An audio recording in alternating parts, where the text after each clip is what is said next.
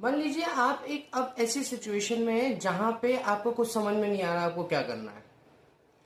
Mentally, physically, existential wise आपका mind एक sound mind नहीं है, अनस्टेबल है। आप क्या करोगे?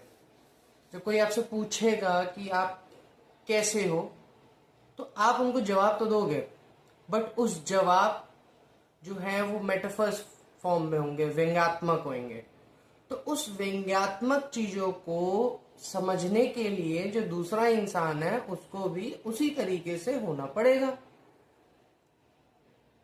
क्योंकि भाई जरूरी है ना समझना।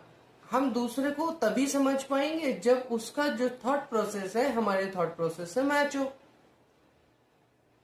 फ्रांस काफ्का की द बरू करके एक शॉर्ट स्टोरी है, इस बुक में आपको मिलेगी।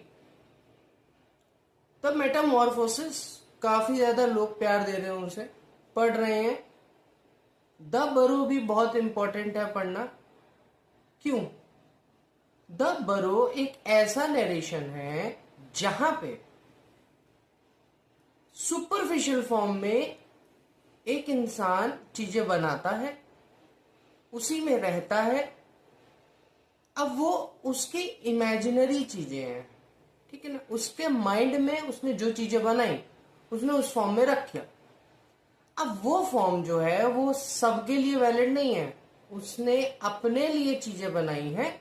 बेसिकली ये सिचुएशन तब बनती है जब आपको क्राइसिस में होते हो, आपको नहीं समझ में आ रहा है आप किस सिचुएशन में जा रहे हो, कोई आपको समझने वाला है या नहीं है।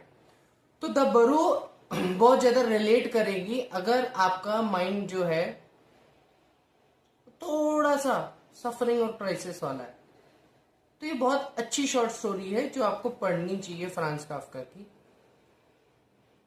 हमें अपने बेसिकली माइंड से निकलना होता है तो हम चीजें बनाते हैं अपने हिसाब से, उसी में जीते हैं, पूरी जिंदगी काटते हैं और एक दिन आता है